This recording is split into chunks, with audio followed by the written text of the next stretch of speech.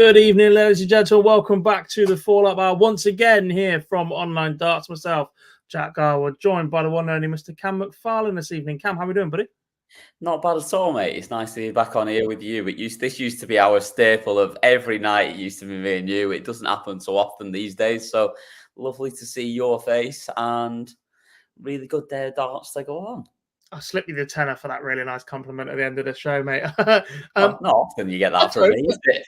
No, to be fair, you're not wrong. I've been very, very busy of late, but good news because the Super Series shuts down for 2 weeks over Christmas. I intend to be here a lot more for the World Championships. A lot of darts to be played between now and then, however. So the rest of the team will have to keep you updated between now and then. But like Cam said, it is myself and him running you through all of tonight's action, well, all of today's action, sorry, from the European. You're trying to count you, aren't you? Yeah, the rest of the time, as Charlotte put it. Smash just the evening games out and we'll be done with it. No, I joke. Hope everyone is well in the chat. Rizal Maliki's in, as is Patrick. Cam, let's just get straight into the action. Admittedly, we're a little bit early tonight. Once again, the action is absolutely flying by.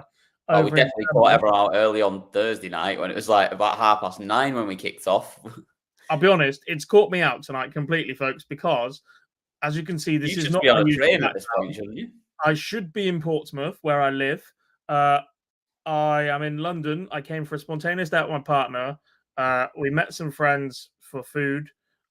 We missed one train and looked at it and went, that's not going to happen. So now I'm staying in London tonight just to do this show, by the way. What a guy. Otherwise, we'd have got a later train back trudged home anyway. So I hope you guys appreciate what we're doing for you. Get involved in the chat room as always. But for now, Cam, let's get straight into the action, starting with the first game of the afternoon session. And I don't think it's being disingenuous to say this is a little bit of an upset. Ryan Searle has been in fantastic form in 2024. In fact, for the last 2.5 years, shall we say, but beaten 10-8 by Luke Woodhouse. Yeah, definitely a shock. This I didn't. I mean, twice I've been shocked by Luke Woodhouse now this week. I was surprised that he came through the first game on Thursday evening when he dismantled Ross Smith. Let's be honest, he absolutely battered him. And then again, I kind of fancied Ryan Searle would be in charge in this game, and it was just really, really solid from Luke Woodhouse. I think that's the only way to describe it. I mean, there's no ridiculous averages. There's nothing of any massive significance, but 50% on the outer ring in a big game on the TV at the European Championship, I think it was really impressive, and that was the only really way I could split the two of them. Everything was really even in this game, but Woodhouse was really good on the outer ring, and Searle at less than 30% on the outer ring. That's not going to get it done very often. Yeah, look, we talk about averages an awful lot in this game, but 93 average from Luke Woodhouse and 50% on doubles. That's a 16 dart average a game. Like, bearing in mind that averages are going to fluctuate, and you're going to get plenty of legs below that margin and a couple beyond that margin. That's 5-6 visits every single time, solid in an 18-leg match. That's really, really good from the man formerly known as The Shed. Yeah, like you say, really good and just really consistent, really solid. And like I say, he's not sort of setting the world on fire, but what he's doing, he's just doing everything he's doing really well and just consistently scoring and taking out the finishes 1 and 2 every time is going to get you a long, long way. Yeah, he did trail Ryan Searle in the scoring stats slightly, however, made up for it more than so in the doubles. How much of this game was won by Luke Woodhouse and how much of this was a loss caused by Ryan Searle's own undoing, who's double in stats on his favourite double tops were way below what we expect from Ryan. I mean, just his double in stats in general, let's be honest. I mean, 20 missed darts at double in this match. He gave himself enough opportunities to go and win this game, and he didn't. And I think he will be kicking himself. And as much as, like I say, it was solid, it was good from Woodhouse, Searle's going to be looking at this as a massive missed opportunity. He is indeed. However, let's see how Luke Woodhouse is looking at it as we catch up with him in his post-match press conference. I'm not 100% sure I'm playing the absolute top of my ability, but what I have sort of progressed on is having a little bit more bottle, a little bit more sort of composure in big moments and stuff like that, and sort of learning to play on the big stages, which is the European Tour has been a massive help with that. And yeah, just knowing when to sort of take a step back and really sort of just take your time with certain thing. It's not got to be a big rush. So yeah, my game's in a really good place. Yeah, I mean, especially on the Pro Tour. I mean, I think if I can have obviously I've made a final, I've made a few semis and whatever. I think when I've got to that point, I've thought about it a little bit too much as what it means to me. But I think as I'm getting and playing a little bit more, I feel that I can deal with those situations a little bit better. But I've just said before, I mean, if Mike can go and win the Grand Prix, Mike's a great player, Mike. He's been playing brilliant for 18 months, but I think it says to the rest of us that haven't gone on to do something, it's possible. If you really can put sort of a good string of games together, why not? Why not indeed in this current era of darts? Look what else they're perfectly referencing. The ability to use the feeder tours, if you like, the Pro Tour and the Euro Tour to gain experience, put himself in his position more regularly, and now coming out with the big performances, Cam, that put him into a quarterfinal. Yeah, exactly that. We mentioned this the other day. I can't remember who it was that we heard from on Thursday evening, but mentioned, I think it was Richie Edhouse, mentioned the same sort of thing. Like, Mike Dideka's win, he's making a lot of people sit up and say, no, that actually any of us can rock up and do this if we get it right. And I think he sort of touched on as well what we did. Like, he didn't play his best and he didn't set the world on fire, but what he did was he was really solid when he needed to be.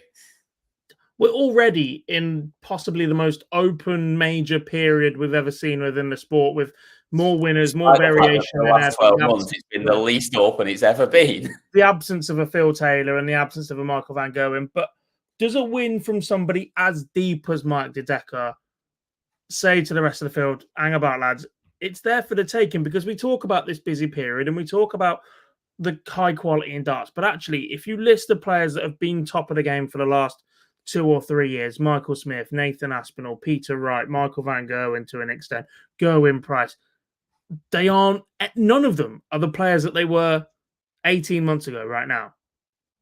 No, it's they're wide not. open if you can get past one of the Lukes. I was going to say, he's wide open to an extent of the fact that Luke Humphries, which we'll come on to later on, and obviously we always say this every single time we're on, we don't want to spoil anything, but everyone watching knows what's happened anyway. Luke Humphries was in prime Luke Humphries form tonight as well, and he has won most of everything for the last 12 months, to be fair. Indeed, he has. Hello to a few people in the chat room. Bob says, I know it's in Germany, but can we just say how much more pleasant darts is when it's not finishing gone 11 p.m. in the UK time? Sort of agree, but also completely agree. South London instead of being back home in Portsmouth. So, yeah, to that one. Gauntlet says, good evening, boys. Ando looking in more championship winning form. We'll get to him very, very shortly. Joe's in. He says, evening, lads. Some comp tonight with the boxing and Modus also on. Yeah, and the Grand Prix qualifying, which I've just slapped on the telly behind me here as well. So you can see some reflections in my glasses, as you always can. That's what I've got on the telly behind me. Nicholas says, well, we'll have the early morning here in the States. First game, career assessment. It's good to see Woody play very solid. Joe says a bit disappointed with several games being one-sided. I think we're seeing that a lot more at the moment in darts. And Maliki says Humphries smashing the world. Number 6 says it's not very open, perhaps. But we can talk a little bit more about him when we get to his game. However, we do have to talk about Dirk van Duijvenbode doing a job on Daryl Gurney, a 10-5 victory for the Auberginius, Cam. I don't want to get carried away with saying he's back, but Dirk is just starting to piece together the results that suggest the injury is very close to being firmly behind him and he can get back to competing for titles. Yeah, absolutely. I don't think it was his best tonight. I think he played better the other night, but you are right. He looks comfortable up there. I think that's the main thing. He looks like he can just throw like he wants to be able to throw, and that's sort of the biggest thing for him. I didn't think he played his best today. I think there was still numerous levels to go up for him. I actually thought I was a little bit disappointed, actually. I thought this was Daryl Gurney, back to Daryl Gurney that we've seen for the last few years, where I was really impressed with him on Thursday night. and thought it was a chance for him to kick on. And when he's back competitive and playing well and really up for it, it's a good thing for darts. But today it didn't. It felt like he was back to the Daryl Gurney we've had for the last few years. He sort of lost that edge that he had on Thursday night when he a really, really good result from on Thursday night. I mean, beating Gerwen Price on a big stage at a big event on the telly. You want him to kick on from there, and I kind of feel he let this one slip a little bit. Yeah, indeed. As for Dirk, though, 95 average for the Dutchman, earning himself 13 more attempts at a double, despite the fact he was outscored by Gurney in the tons column and the 180s column. Big win for the Aubergine. So let's hear from him in his post-match press conference. Yeah, because I think playing well is more important than the event. Because if you play well, you will always perform. And I mean, losing today was 15k, winning an event is 15k on the floor. Perform well, you win the event on the floor, it's the same like this. And people underestimate the Pro Tour, how much that can do on your rankings. You can make, I think last year was on 120, 150 on the floor before the match play started. If you do well, you don't even need to win TV events. Ian White, without disrespecting him on TV, he wasn't good on TV, but he was top 8 player because he was that good on the floor. People underestimate this. I don't disagree with what he's saying. I'll be honest. It feels like Barzi stitched us up there. I don't really get the relevance of Dirk's clip as a player who is on the comeback just in general. I can understand. I wasn't expecting in that interview to hear Ian White. Yeah. And then just stop for a minute. Look, I don't disagree with him. There are opportunities to be had if you can maintain a floor ranking. But I also think a player of Dirk's caliber should be looking for one of those titles that puts him over the line in terms of, look, 18 months ago, we were sat here saying Dirk is nailed on or very much in contention for things like the Premier League. Injury derailed that. I don't see a reason why he cannot get back to that, especially as we keep saying how many of the big names, the traditional Premier League contenders or participants, are having off moments. Yeah. No, I think you're absolutely right. Like you say, I think he was in that conversation, and a lot of it because of what he brings in terms of he's entertaining, he's fun, he's got a fun walk on that people like to get involved in. But also, he was playing some unbelievable darts at that point, and if he gets back to that, he's certainly someone that can be right back in that conversation again. I have to be careful about that walk on. One of the people's house that I'm in is Dutch, so I can't go too hard on it.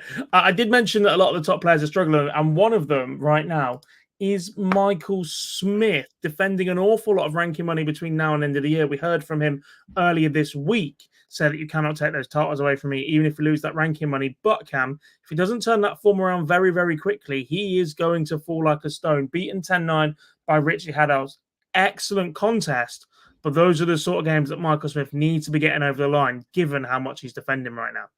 Yeah, really, really good game, this. Me and Carwin sat here on Thursday night, and we talked about the two games and how good, obviously, Edhouse was. He averaged nearly 110 on Thursday night. He was ridiculously good, and it's what we've seen him do on Euro Tour stages for the last sort of 12 months. But Smith sort of bundled his way through Chizzy and whitewashed Chizzy without really doing anything. He had a couple of big finishes, but he didn't really have to be at any level to bash Chizzy up. And we were like, sort of on his defense, really, for Smith was the fact that he's not had to do anything. And generally, when he has to step it up, he does. But he obviously hasn't done tonight. And I did say it. I said it to everyone. Early look at the odds, 2-1 on Richie Edhouse on Thursday night when they'd already put the market up was silly, silly money. And I hope anyone that's listening on Thursday night got involved on that. I didn't, because I completely forgot about it. But yeah, it's a silly price, really, for someone who's played as well as he has all year on the Euro Tour stage. Yeah, look, we can criticise the Euro Tour change of format and rules and qualification till the cows come in, but one of the players that has benefited massively from that by putting himself in multiple Euro Tours this year has been Richie Edhouse. This performance, though, Cam, 95 average from him, 40% on the doubles. Those are the benchmark numbers where we look at and go, that's going to win you more games than it's going to lose. And in this situation, it's done that against Michael Smith, who wasn't a million miles away. He was 93 average and 50% on the doubles, but Edhouse holding his nerve in that. He played all right, actually, Smith. I thought it was solid. It was good from both. I don't think, for any, not even for a second, I think that Smith sort of shit the bed here. Like he played all right. He's not stunk the place out. He's not played badly. He's just Edhouse. He's not played badly, but I also don't think he's played to a level of an elite world champion. What we know he world can do. one, he has been in the last 18 months. Not necessarily world number one, but you get what I'm saying. Yeah, he's not played the level that we know that he can, but it's hard to play at your very best every time, isn't it? And I mean, we know that he can go out there and sort of average 120 when he's on it. Like he'll do ridiculous things, but he's played solidly. He's not played badly. And Edhouse hasn't done what he did on Thursday night, where he absolutely just was at the top of his game. But what he's done has been really, really solid. And it shows you someone that has spent a full year, like you say, pretty much every Euro Tour he's been at and he's performed at. And it just shows that he's now got that level where he's not just going to upset people when he plays really well. He's got that solid level on the TV stage where he can just go out there and put something together and beat people. I should really move on and play the Edhouse interview. I want to pick up on one thing about Michael Smith not playing badly, etc. Are we concerned for Michael Smith right now? I don't know. Like you say, you can drop very, very quickly in this. We talked about this the other night. Ross Smith dropped 11 places on the back of losing in the first round. Smith was defending a win in this tournament. I think he was defending winners' money, but obviously when you get and Smith, like Michael Smith's well above this, and he's not in that sort of 10 to 24 category where there's not that much between them. But you still can drop very quickly. We've seen it with Gerwen Price. Gerwen Price has gone a long, long way down the rankings. Outside the top 16. Exactly. Like it can happen. And I don't know, like I had concerns about him for a while about obviously the change of equipment. I don't think has helped him. I still don't think it's right. Those darts he's just not as good with as his old darts, and it's just a fact. And I'm pretty sure that Shot can make him a new set of his old darts that are exactly the same and sell them. Like I don't know why they have to be the new, slightly different shape and slightly different design. You could make him exactly what he's played with for years and sell them with Shot's branding on them. Close enough. There are copyright laws to some extent, but yeah. Yeah, but you can go close enough with it, so that they're the same for him. And you can also get around those copyright laws by doing a deal with someone to allow them to use them. Like the best thing for Shot is if he's winning world titles. I just think I'm still not sure he's ever got back anywhere near those levels since the change of equipment, and that's probably my biggest worry for him more than anything, because I think he's still as committed, he's still up for it, he's still trying as hard. It's just not quite going the same, and they don't go in the board the same as the old ones did. Yeah, indeed. However, the man of the moment in this one was Richie Edhouse, and this is what he had to say in his post-match press conference. I'll swear, can I? Damn. It's just a big moment, big 18. I was worried about the 54, but that's the way I go, so that's what I normally do with big 4s. Don't want to say, but yeah. And then literally got through, so over days it didn't hurt me too much. Didn't indeed. And Richie Edhouse is into the quarterfinals. Hello to a couple of our members in the chat room. Bob says good evening, and Max says, "Hey guys, excuse me." You are there, pal. That was a terrible time to have a hiccup. Yeah. A lot of discussion around James Wade in the chat room right now. We'll talk about him. Wade interviews. No. I don't actually know, but I don't want to comment on that one right now. However, moving on to the final game of the afternoon session, an excellent performance from Danny Noppert, the Freeze, 100 average from him in beating our most recent first-time major winner, Mike Decker. Cam, almost a complete performance from Danny from start to finish, runs out 50% on the outer ring, 100 average. that's going to win you 95% of games in the PDC. If he can keep that up throughout this tournament, Dan Noppert's got a great chance of lifting the title. Yeah, really, really good from him. I'm not his biggest fan by any means, and I certainly won't be the first one to jump to the rafters and start singing his praises. But he was great, really, really good today, and it was a good, really good, solid performance from the newly christened Mike the Dicker, as the famous Mr. Phil Barr has called him. It was 4 a.m. Let him off. It was. But, I am going to get that in there every time. I got it in there on Thursday. I'm getting it in there again today. I'm going to it's going to become a thing. But yeah, it was a really good performance from Dedeker. I thought he played well, but Noppy was just levels above. He was right at the top of his game throughout, and I thought it was really, really impressive from him.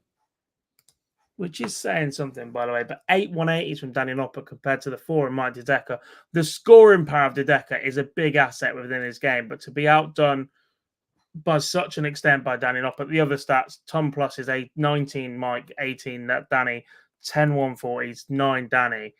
To outscore him by so many on the 180s is almost unheard of at the minute. Mike Dedeker is one of the best first dart merchants in the game, and he just didn't seem to be able to back it up this year. And then to be as good as he was on the outer ring as well, and like I say, if you're hitting 1 in 2 on the outer ring, you're always going to be in a really good position and have a good chance. I mean, Mike Dedeker's 60% on the outer ring and average 96. He's got slapped. Like, that's how good Danny Noppert was today.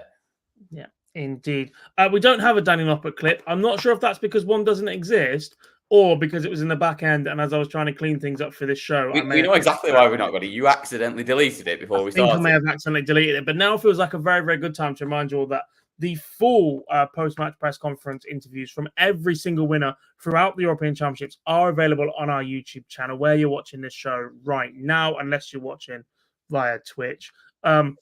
Head over there, check them out in full afterwards if you want to catch up with any more of the details. We've just played you a short snippet from every single one. Big thanks to Phil, who is in Germany right now collecting those. What we should mention when we're talking about, in the chat, when people talk about whether Phil's doing any interviews on Weirdy, he's not doing any today because he got beat.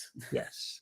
We'll get to that very, very shortly. However, we have the small matter of the fact that he also was a little bit upset because his best mate, Michael van Gerwen, was defeated in... You can't be upset with Gary Anderson winning.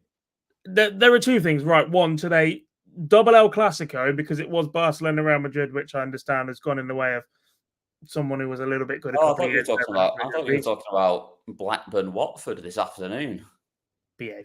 But Gary Anderson doing a number on Michael van Gerwen, 10-4 to the Flying Scotsman. Cam, I'm hesitant to get excited about Gary because he has played some beautiful darts this year. Beautiful darts. And every single time we get excited about Gary Anderson and go, right, this could be the moment Gary wins another TV event. He looks relaxed. He looks calm. He's playing beautifully. He could go and do damage. He either gets stitched up with a draw or crashes out of the tournament. This was a solid performance against a Michael van Gerwen who is back on the up, and it's job done from the Flying Scotsman. What feels like one of the first times on TV in a long time in this matchup. You can be all coy and understated and not getting too excited and trying to hold yourself back all you want. I'm not doing. I'm getting excited. Gary Anderson is back at the top level, slapping people up and winning games against the best in the world. And he's going to go on. He's going to go and win this tournament. I've ruined it for everyone here, haven't I? I've absolutely. That feels very Rio Ferdinand. Ollie's at the wheel. Yeah, I've gone. Why I've would you fully do that? gone in. I'm having it. Gary Anderson is the best player in the world right now. Darts is the better place when Gary Anderson is free-flowing and bashing people up. It wasn't quite as brilliant, but it's 96 average over 14 legs for the Flying Scotsman. What he did was he comprehensively outdid Michael van Gerwen on every single metric you can look at. Apart from the tons column in which Van Gerwen was one ahead. For Van Gerwen to not hit a single maximum, by the way. Not what I'm looking at on my stats. He had PDC live scores, 7 more. 17 ton plus for Michael, 16 ton plus for Gary. Well, I'm looking at Flash Score. Yeah, don't do that. Flash Score's got 33 ton pluses for Gary, which I assume includes 140s and 180s. No idea. Anyway, yeah, it must include the all of them. takeaway But stat basically, he's here- got 33, 17 140s to 9, and he's got 5 180s to none. So he's absolutely done it on every single metric that you could even go off. And not only that, he just throws better. It looks nicer. He's just better all round. A free throwing Gary Anderson is a beautiful And correct, watch. I will Malky, 100% absolutely right. commit Do to not that. compare Gandor to the circus at Man United. Correct. Why are you clicking things? Behave. Get back in the corner. Hey, Instead, I've got full access. I'm usually Yeah. in charge of this now. I do what I want. I've got full access to everything these days. who on earth did that? Anyway, look, we're going to move straight on and we're going to hear straight from Gary Anderson because he's far more important than either of us will ever be. I never like the build-up, because everyone thinks it's going to be a cracking game and it usually turns up a load of cowpat, which I think it was tonight. But no, it's like I say, Michael's he's done everything in darts, hasn't he? I remember watching him. I remember playing him when he was about 13, 14. Then he signed with the PTC, and I don't think he won a game for about 5 years. And then all of a sudden he just took off, and he's been absolutely merciful for about a decade. So it's still a privilege to play him. I'd like to get to number 1 and then retire on the spot. That would cause a lot of grief.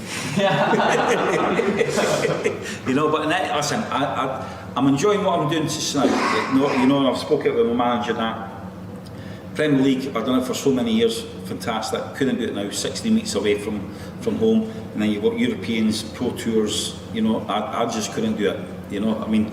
Hats off to the youngsters that are doing it because they've got some travelling to do in the next couple of years.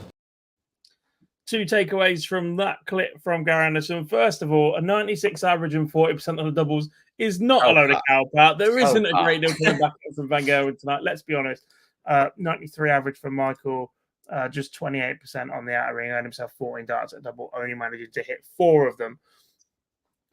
But the second takeaway from this, and I am very much in the Dan camp of being an agent of chaos, is I would love to see him world number 1 and walk away from this sport and go, what are you going to do about it? That is so me. All of that. He does like to contradict himself at times, does Gary, because before this game, I know what he's doing because he's trying to sell it, and he's as good a salesman as he is a darts player. But before this game, he talked about that every time him and Michael play, it's always a really good game, and even when they played in Dubai in a fucking absolute windstorm, that it was still a great game and a great watch, and he knows that. But then all of a sudden afterwards, he's trying to play it down, like averaging 96 and playing one of the best games of darts we've seen from him for a long time on a big stage, where he's up against one of the best players out there and he's absolutely dominating him. That it's cowpat. Like he likes to spin it his own way, doesn't he? Yeah, I wish my level of cowpat was a 96 average. Instead, you see me play last night. Jesus Christ, I'd had too many beers, obviously, because never. Yeah. Why change the habit of a lifetime? But yeah, I had full jelly on by the time I went up. If you want to see cowpat, watch me play after 6 pints. Useless. On a completely unrelated note, we apologise for missing last night's show. We did have technical difficulties. Yes. Cam couldn't. And the fact that we didn't have anyone that could actually do the show with me, so I went to play darts instead. Yes. From cowpat to the complete opposite in one regard, and the performance of the night from Jermaine Wattimena. A 10-9 victory over James Wade. An excellent game that swung both ways between the duo.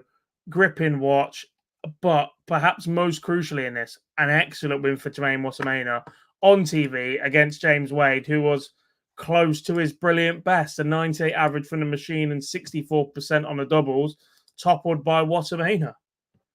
This was just a great game, wasn't it? This was top quality darts from the pair. And we've said it many, many a time that Jermaine Wattimena, as talented as he is a bit of a bottler. Not tonight. Not tonight one bit. 124 checkout to win it at 9 apiece, to go and win 10-9 against James Wade, who sat on 100, which we know is probably the the worst finish as an opponent that James Wade can ever be on for you. Anything between 90 and 110, and that is slap bang in the middle. Yeah, but 100 is perfect for a minute. Like he's going to end on tops or double 10. Like you don't want James Wade on that at all. Yeah, we talked about it the other day. Both me and Carwin, I think, had Wattimena bashing up Snakey, and he's playing good darts at the moment. He's playing really, really well in the 4 events, and he's taking it onto the stage now, and he's beating players that have probably had the edge over him for a long time, especially in in big events on the telly where we've not seen him do it so much, and he's going through there, and he's going to be tough to beat. I remember interviewing Jermaine in the Netherlands a couple of years ago for the first World Series event that wasn't the finals. And he won in the first round. And I said, Jermaine, congratulations on your first win on TV in X amount of time. He goes, oh, no, I won at the UK Open. I was like, I was on stage 3 though, so it didn't really count. But he was insistent that was a TV win. But that meant an awful lot to him. It wasn't actually on any television. Yeah. TV wins have been hard to come by for Jermaine Wattimena of late. But actually, he seems to be turning the page right now, and wins like this will set him up really, really nicely into the quarterfinals. Oh, 100%. And like you say, it's an opportunity, not just for a quarterfinals. It's an opportunity in this tournament where we've seen a lot of people go out already to go on and win a big event. Indeed. I don't think he will, spoiler, but it's a chance, and it's a big chance for him. Indeed. Max in the chat room says, Edgar called it Jermaine as a dark horse. He's certainly proven to be so far. Bob also says, great win for Wattimena. Jamie says, Prime MVG still smokes everyone on this tour. 2017 World Tournament average of 106 proves that. Perhaps, but Phil Taylor's running average you've got to get back to that. 110. So, yeah, there's no good saying Prime MVG does this when Prime Phil Taylor smokes everybody, in my opinion. Prime MVG is everyone in my darts league, but I play as shit most weeks. No, you really don't. Jamie says, I'm going to admit something. When Jermaine is playing really well, he's my guilty pleasure. He's a good watch. He slowed down a little bit, though, which I think makes him slightly less watchable, but that's just my personal opinion. And Jack also says, hope Anderson gets it done this weekend and wins another world. That would be the perfect way for him to go out. However, 100% from the machine gun. The last leg decider, the 1-4. I can describe that, how the feeling that was. I can't believe, to be honest. I think I can do that, but I believe in myself. I can beat everyone at the moment. I play really well, but there's a lot of good players to beat on a tournament. They do the same as other players, maybe a little bit better. And when you have to look at your side a little bit, yeah, then everyone can lift the trophy, and hopefully this tournament I can. I'll be honest, I apologise for playing that interview because he said the most media trained interview you've ever seen in my life. I play well, there's good players, and if I play my best, I can win a tournament. It was very Premier League football. It was. I have had some media training. This is what I'm going to say. To be fair, we haven't heard from Jermaine in a long time, so fair play to that. Someone we have heard from plenty of late, Cam, is the 1-1 world champion, Luke Humphries, who just continues to absolutely destroy everyone and everything in his path. 102 average in a 10-3 demolition of Johnny Clayton, who, for the most part, I don't think has played too badly. Yes, it's a 91 average and 25% on the doubles, but I think that's derailed a little bit towards the end when you realise just how well Luke Humphries has played tonight. Yeah, this is the best performance we've seen. I'm going to go as far as say this was a better performance than Richie Edhouse on Thursday night. I know Richie averaged nearly 110, but it was over a much shorter format. Over the course of 13 legs to do what he did, as comfortably as he did, against, like I say, Johnny Clayton, who is playing back to near his best. Johnny Clayton looks good again. He looks confident again. He looks like he's happy up there again and wants to be playing. To go and do that to him was really, really good from Luke Humphries, and the exact opposite of what his football team's doing at the moment, where they can't finish anything. We won't talk about that too much.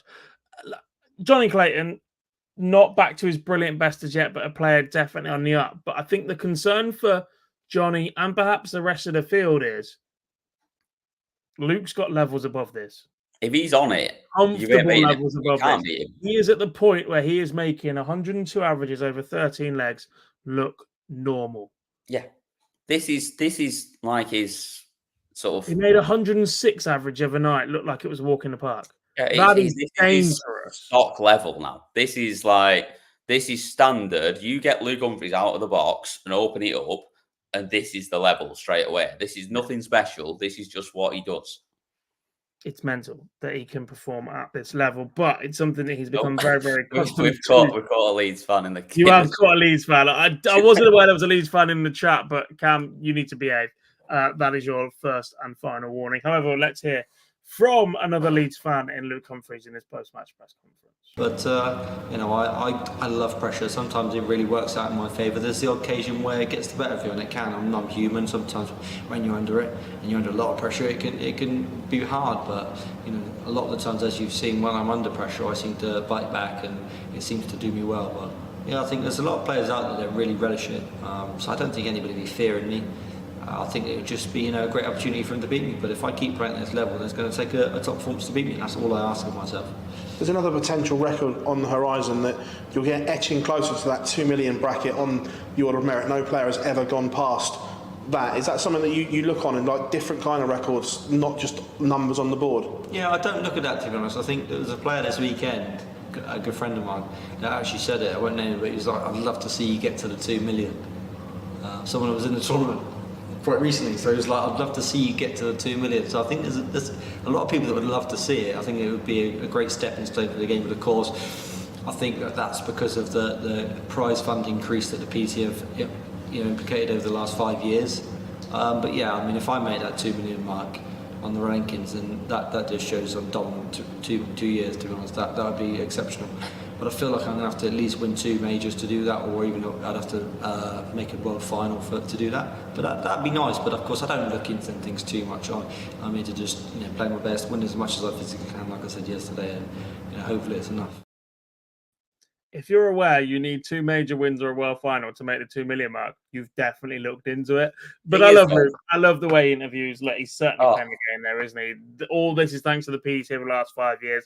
The same PDT was begging for a handout to the Premier League in, but look, he certainly deserved it right now. Cannot argue it, and carries himself. Honestly, like, listening to him, he interviews better than anyone else in the world right now. Like, there's like you say, we heard from Jermaine, he was media trained bollocks. Like, Luke Humphries doesn't give you any of that. Luke Humphries just stands up there and says his piece, says what he's feeling. He's really articulate. He's just good to listen to, and he just puts it out there. Like, trying to make a point of the 2 million thing. The 2 million thing's utter shite. Like, let's be honest. Like, it's only a thing because nobody's ever done it before, because the prize money is now miles higher than it ever has been. Like, yes and no. A lot of prize monies have increased, but also you have to win an awful lot of it to do so. Yeah, you do. But even so, like, nobody in the past, you'd have had to win like every single tournament and every floor event for the entire 2 years to be able to get near 2 million. You still probably wouldn't have hit it. Like, now you can without winning everything. So it's a bit of a nonsense thing, that. And he even said that. He shot that down himself. He said, look, it's only that because the prize money's higher now than it's ever been. Like, that's not really a thing that we can talk about. I don't like that, not having the 2 million thing. It's still a landmark for the sport, I think, as well as it's more for the sport than the players. Yeah. It's not that the players done anything that nobody's ever done before. Yeah. Like, it's because of the difference in prize money and how things are now. But yeah, I think he was right to shoot that down. I think he's right with it. But yeah, indeed. Right, on to the final game. You can't get away from how bloody good he is and how well he just keeps playing again and again and again. Yeah. On to the final game of the evening, and the German crowd still have a hometown hero to cheer for. As Ricardo Pietreczko did a job on Andrew Gilding, 10 legs to 3. Considering how good Andrew Gilding was in his win over Luke Littler, It's the former butcher, Andrew Gilding. We're not doing that tonight. I'm saving that for Monday. So don't you dare do that. 37 years older than his opponent or whatever. Someone is getting named personally about that on Monday, and it will be the journalist that wrote that headline. So don't get me started. Not only that, another newspaper followed today as well. So I'll be calling both of them out. But there's a couple of them that need calling out on it, and it's utter shite. But like to be putting that out there as you might be doing it on Monday. I'm doing it now because I'm not on Monday. I know, but partly reason I'm doing it Monday. I don't have a lot of time to finish this show, but you carry on. Luke Littler beaten by former Butcher, not UK Open champion. No, former Butcher. It's just fucking shite from the mainstream media as always, especially the red top bollocks newspapers. And anyway, back to the normal schedule thing because that'll do. Ricardo Pietreczko played all right today. I'll be honest. I like Ricardo. I think he's really good. And I think he's good for the sport. And I think, he's a bit different. He's a bit of a knob sometimes. But generally, he's pretty good for the sport. And I like him. He had a couple of big finishes in here. But other than that, really, really average. And Gilding just didn't show up like he did yesterday. He's not had to work hard for this win, has he? Let's put it that way. No. Gilding just was not there from the word go. Pietreczko's done the job. Home crowd, I don't think we're a big factor in this. Gilding may have overplayed it in his mind before playing, but I don't think they've changed a great deal. I don't think so at all. I think this one. Whereas there's an argument to be made in the previous round that support has got Pietreczko over the line. You definitely cannot say that. Not today. Gilding was just never in it. He didn't show up. And Maliki, do you work for the Red Tops? What is this? What is the Butcher made into mincemeat? Get out! We're not having that. That's usually what I say about that lad that plays at the back for United, that they call the Butcher, who's also absolutely rubbish. Yeah, we'll save that for after we've beaten Arsenal this weekend. Thanks. Before we football teams. On to predictions. It is on to predictions, yes, because we don't have a clip from Ricardo Pietreczko for you. Phil has not logged in to the back end and provide us one, but that will be available on our YouTube channel in full as soon as possible, along with the clips from all 7 of the other winners this evening. Head over there, click like, drop a comment on all of those. We are keeping an eye on those as well. And make sure you subscribe, otherwise you can't get involved in the chat either. Yeah. And make sure you are a subscriber to the Online Darts YouTube channel as we approach. I think it's 27th. No. That feels like a low number. We're approaching a decent milestone. I'll let you know what it is on Monday. However, let's look ahead to tomorrow then. 4 quarterfinals in best of 19 encounters once again, I think. Predicting wine time. It is. I've taken Dan Simpson's thing to heart. We are on predicting wine. First to 10. Chat room, get involved. I'll try and read as many out as I can, but please bear with us as well. First to 10 on these 4 matches. Any idea what order we're in? Because I'm going with what's on PDC TV, which is usually the order. I have just received the email, actually. Let me double check. Oh, yeah. Yeah, because Flash Score has got everyone playing at 11:45, apparently. Which formatted the report really badly. Afternoon session, Dirk versus Luke, Edhouse, Gary, Humphries, Tremaine, Ricardo, Danny Noppert. It is in order. Beautiful. First up, Duijvenbode versus Luke Woodhouse. Best of 19, first to 10, Cameron. I don't know. I don't want to spiel. I just want a number because I'm going to ask you for a winner of the tournament as well. So you can do your spiel at the end. Okay. I like what I'm seeing from Dirk. As much as as much as Woodhouse has been solid, I think Dirk can go through the gears for enough bursts to get himself a lead at times, and I think he wins 10-7. I'm going the opposite. I think Woodhouse's consistency gets him over the line this one, and I think he wins it 10-8. Chatroom James has got Dirk 10-8. Max has got Dirk, I reckon. You know the dildo, Max. You can't shout him out if he's not put a score in there. Bob says Dirk 10-7 and Patrick says 10-7 Dirk as well. Stephen Pope says I put a bet on quarter betting. What is that, man? I like that. I put a bet on it and I don't know what it is. You need a player to make the semi-final to win a quarter. Yeah. Dougie says Woody 10-8. And Bob says Woody's going to become the third Luke. He already is the Ooh. third Luke, technically, in terms of rankings. But Yeah, I can't think of anyone else that we would throw that at. put it this way, he won't complain if he's 10 pence behind either of the two Lukes in the rankings come the end of the year. Let's put it that way. No, exactly. And neither would any of us. Correct. Onto the second match of the evening. Richie Edhouse, who has been superb this year, against the player with the highest running average on tour, Gary Anderson, but yet to really put it together on TV, Cam. I really like what Richie Edhouse is doing on the Eurotour stage. I like how he's playing. I think he has gone through the gears at times and put really good performances up there that could beat anyone. But if you want me to pick against Gary Anderson, you're asking for something that's not going to happen. Gary Anderson wins this 10-5. I am very much a pessimist in my outlook. In case people aren't aware. No, what you are is you're a miserable bastard. No, it's not that. It's when people bet against their own team because then if they win, they get the satisfaction.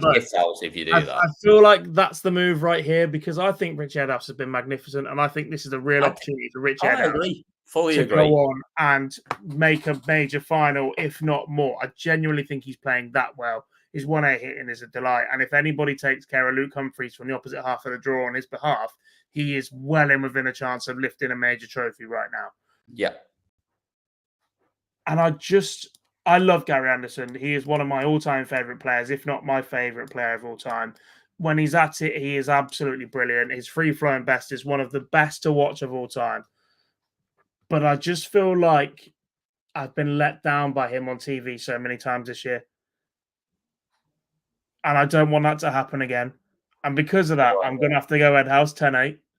10-8 Edhouse. You've got a friend in the chat with Max, obviously one of our members. He's gone 10-7. He plays Super League and pub darts with him. I can't say anyone in our league as good as Edhouse has played. Well, I mean, we've got Daryl Fitton, actually, who plays in our league. But lovely player. Lovely man. Pretty good, to be fair. He only shows up about twice a year. He's played 3 games and he's top of the 180s charts and also has the lowest leg in the league. Indeed. Right, so Stephen says I've got Humphries, Anderson and Noppert all to win their quarters. So if all 3 of them win their quarterfinal matches, they win their quarters. In. So you're well in. Dougie says 10-7 Gary. Rob says 10-5 Gary. We've already done that one. Jamie says 10-8 Gary, and Patrick says 10-8 Gary as well. I'm not going to the next comment. No, definitely not with a fake account. Grow up. On to the third quarterfinal. And I really, really don't want to be disrespectful towards Jermaine Wattimena. I feel like 95% of the time the question isn't who wins, it's by what margin. And whilst I am a little bit anxious about getting burned the same way we did in the Grand Prix final, it feels like the appropriate question is by how much does Luke Humphries win this game? Because he is just outstanding in a field that is solid, but he is head and shoulders above everybody right now. Yeah, I can't disagree with you at all. Like, I've been really impressed with Jermaine Wattimena at this tournament. But he don't beat Luke Humphries. He just doesn't. Like, there is zero chance that he beats Luke Humphries. And I assume that the odds say as much. Yeah, 4-1 you can get on Wattimena, which if you put £10 on him at 4-1, you will lose £10. That's how it works. Dideka was quite a long odds shot in the final. Don't get me wrong, Dideka was a lot nicer than Jermaine Wattimena is right now. It's not the same. Like, it's sport. There is an opportunity, but it is a very, very slim opportunity based on their form this year. Yeah, 10-3 Humphries. It's not even close. Yeah, I'm going to say 10-5. I just think Luke does a job on him. And the one thing I do think about Jermaine Wattimena, he's not even fit tomorrow. Jermaine Wattimena's game is that if I choose a player to put a load of pressure on and watch the outcome change, Jermaine's one of those. I don't think he handles it very well. He's a Dave Chisnell, isn't he? And if Luke gets at him early. I think this is a bloodbath. I'm going to go 10-5 to Luke Humphries. I just think he's that solid. In the chat room, we've got a 10-3 shout from Bob for Humphries. 10-5, says James. Max says cool hand 10-6. Doggy says 10-6 Luke as well. Patrick says 10-4 Humphries, whilst Jamie says 10-5. I'll have that is a whatever Jamie's had. huge margin. Yeah, I'll have a pint of whatever Jamie's had because that is some good gear. Is that? Daniela says 10-9 Jermaine. Also, 10-2 so if from Anderson Steve. wins, Noppert wins next match, and Humphries wins, my bet wins. Yeah. So if Correct, if those three All are in the semi-finals, your bet comes in, good sir. Yeah. Stephen says 10. Well, the biggest margin we've seen, 10-2 Humphries. On to the final quarter-final then, Cam. Ricardo Pietreczko, the home crowd favourite European Tour winner so far this year, against Danny Noppert, who was magnificent earlier today. This one, I think, is possibly the closest of the four. Yeah, I agree with you, and I think if we're going on form and sort of what we've seen all around, I think you can't sort of get away from Danny Noppert. But I just have a bit of a soft spot for Ricardo Pietreczko. I just like him. I think I just think he wins, and I have no basis for it other than the fact that I quite like him. And Voting no one else on vibes is what you're doing. You are the Among Us vote on vibes. Yeah, no one else really likes him. Everyone thinks he's a bit odd and a bit of a knob at times, but I quite like him. And there's just he's interesting and he's different, and he will have the crowd with him. And I think he wins 10-7. I think if he gets any closer than 10-7, he gets beat because I think Noppy will hold it together better. But I think he wins 10-7. I think you're wrong. I think they didn't play a massive part today. I think there was a factor in it in the previous round. I think the fact there is a German in the quarterfinal tomorrow in Germany plays a huge part in this one. And this is the last game on. In the afternoon, when everybody's had a couple more beers than they probably should have. And I also think if any player is susceptible to the crowd getting involved, Danny is one of those. Yeah. It's disappointing that the European finals fall so late in October and we can't do it for my stag do next year. Because if we could have thrown in... Well, you could have planned your stag do better, but I'm going to say... I can't because the wedding is a week... We should have planned a week ago. So you should have planned that. Have the stag do after the wedding. 10-6, Ricardo Pietreczko is my shout. A few more in the chat room. James says 10-8 Noppert. Daniela says 10-6. Max says 10-8 Noppy. Just me and you on our own here. We are out on our own. 10-7. May have the crowd against him at times. 10-8 Noppert says Stephen, and 10-5 Noppert says Patrick. Cam, we really do have to wrap this show up as we've been going 55 minutes. Yes, we've reviewed 8 games. And this is a short one. This is not so bad. I don't want your reasoning. I just want a name. Who lifts the European Championships tomorrow? I stand by it. The only one I want to see win it, and I'm sticking with it. Gary Anderson wins the European Championship 2024. You're wrong. Luke Humphries wins yet another major. And on that bombshell... And you are right. You're absolutely right. But I'm always right. I stand by mine. Yeah, and at the risk of nabbing a phrase by a TV show that no longer exists, on that bombshell, it is time to end tonight's show. Really do appreciate every single one of you for tuning in this evening. A reminder, the post-match players' press conference interviews are available in full on our YouTube channel right now. If you head over there, get involved with them, interact with them, drop a like, drop a comment on them. Let us know your opinion on what the 8 winners had to say this evening. And if you think one of them is going to win, let us know in the comment section on each of those videos as well. Big shout out to everybody in the chat and for tuning in this evening. We really do appreciate it. This will be available as an audio podcast in the morning. Also, we really do appreciate you tuning in. But from myself, Jack Garwood, and from Cam McFarlane, we really do appreciate you tuning in, and we will see you all very, very soon.